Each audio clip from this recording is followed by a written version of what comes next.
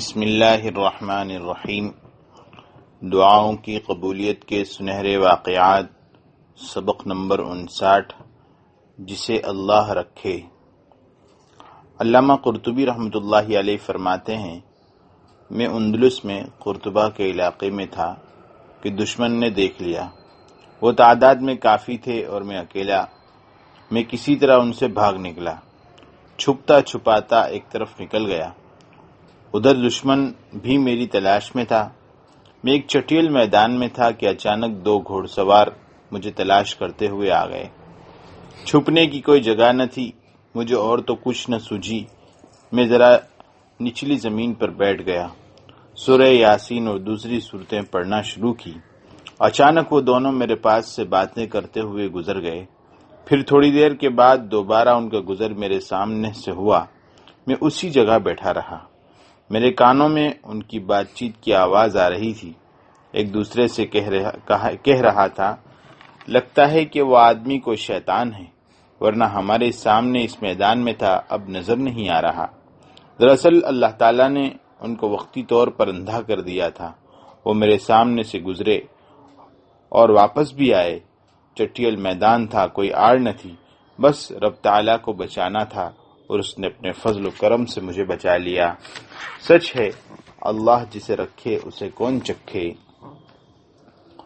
اس کو ہدایت دینا تیرا کام ہے۔ سعودی عرب کی ایک بستی میں ایک اسکول تھا، اس میں 6 اساتذہ تھے۔ میرا تقرر ہوا تو ہماری تعداد 7 ہو گئی۔ اساتذہ سبھی نمازی تھے، بس ایک استاذ نماز نہیں ادا کرتا تھا، اور یہی وجہ تھی کہ دوسرے اساتذہ اس سے نفرت کرتے تھے اور اس سے دور رہتے تھے۔ غالباً انہوں نے اسے سمجھانے کی کوشش کی تھی، مگر وہ ڈٹا رہا۔ اس لیے اسکول میں اس کے اور دوسرے ٹیچروں کے درمیان کشمکش جاری رہتی تھی۔ جب میں وہاں مدرس کے طور پر گیا تو میں نے دیکھا کہ نماز نہ پڑھنے والے استاذ کے ساتھ دوسرے اساتذہ کا رویہ بڑا سخت ہے۔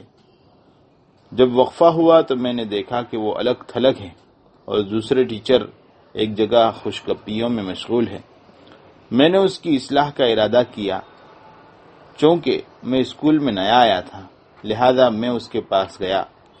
اس سے تعارف کے بعد پاس ہی بیٹھ گیا۔ اگلے دن پھر میں اس کے پاس تھا، اس کے حالات دریافت کیے۔ اسے بھی مجھ سے کچھ محبت ہو گئی۔ میں نے کہا، میرے رہنے کا مسئلہ ہے، چونکہ تم بھی اکیلے رہتے ہو، اس لیے جب تک تمہاری بیوی اور بچے نہیں آ جاتے مجھے اپنے ساتھ رکھ لو، میں مکان کا کرایہ ادا کر دوں گا۔ اتنی جلدی اس بستی میں مکان ملنا آسان نہیں۔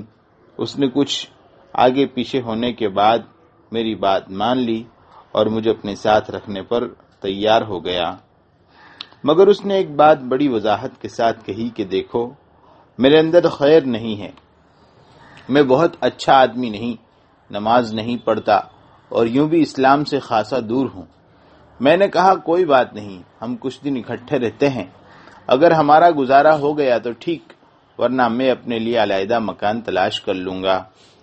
اگلے دن سے میں اس کے ساتھ رہنے لگا۔ اب میں نے اس کی خدمت کرنا شروع کی۔ میں صفائی کرتا، کھانا تیار کرتا، اپنے کپڑے استری کرتا تو اس کے بھی کر دیتا۔ اس دوران میں نے کبھی اس سے نماز یا دین کے حوالے سے کوئی بات چیت نہ کی۔ چند دنوں میں ہمارے تعلقات مزید بہتر ہو گئے۔ وہ میرے اخلاق سے بڑا متاثر تھا، میں بھی اس کی خدمت میں تیار ہو گیا۔ ایک دن عصر کے وقت میں نے چائے تیار کی، اس کو تھرمس میں ڈالا اور ٹیبل پر رکھ کر اسے بلایا۔ اب ہم دونوں چائے پی رہے تھے کہ اچانک قریب کی مسجد میں عصر کی اذان سنائی دی۔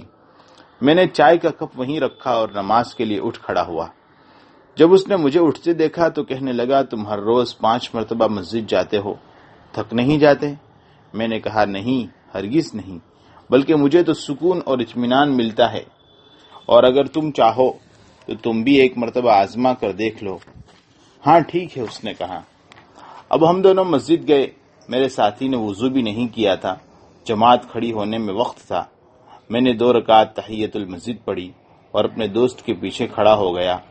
اپنے ہاتھوں کو آسمان کی طرف اٹھا لیا۔ اے اللہ، میں نے تیرے بندے کے ساتھ کیا کیا سلوک کیے، جتن کیے، اور اب میں اس کو مسجد میں لے آیا ہوں۔ اے میرے رب، اس کو ہدایت دینا تیرا کام ہے۔ جب نماز ختم ہوئی تو میں نے اس سے پوچھا، ذرا بتاؤ تمہارے دل کی کیفیت کیا ہے؟ کہنے لگا، ایسی راحت جس کی کوئی مثال نہیں۔ میں نے کہا، اچھا تو تھوڑی دیر بعد مغرب کی نماز ہے، میری تم سے درخواست ہے کہ غسل اور وضو کرو۔ اس نے ہاں میں سر ہلا دیا، اور پھر اللہ تعالیٰ نے اس کو ہدایت عطا فرما دی۔ وہ دین کے اوامر پر سختی سے عمل کرنے لگا۔ ہماری دوستی میں اضافہ ہو گیا۔ اب میں نے مدرسے کے دوسرے اساتذہ سے کہا، دیکھیے آپ لوگوں کا اس سے معاملہ درست نہیں تھا۔ دیکھیے اخلاق، حکمت اور دعا کے ساتھ میں نے اس کو نیکی کی دعوت دی تو اس نے قبول کر لی۔ پھر یہی استاذ جو کل تک نماز نہیں پڑھتا تھا، کچھ عرصے کے بعد اسلام کا داعی بن گیا۔ حکومت نے اسے بیرون ملک بھیجا، وہاں بہت سارے لوگوں نے اس کے ہاتھوں پر اسلام قبول کیا۔